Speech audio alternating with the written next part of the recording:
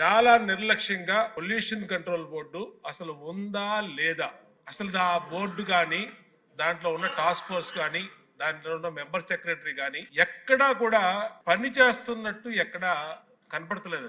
ఏదన్నా పని మీద వెళ్తే డిప్యూటీ సీఎం గారి పేరు చెప్తున్నారు అధ్యక్ష. ఆయన చేయొద్దన్నారు, ఆయన ఆఫీస్ నుంచి చెప్పాలి, ఆయన మాట్లాడాలి, ఆయన వెళ్తే కలవట్లేదు అని డైరెక్ట్ గా చైర్మన్ గారు చెప్తారు అధ్యక్ష. ఫస్ట్ పని చేయాల్సిన ఎవరు అధ్యక్ష?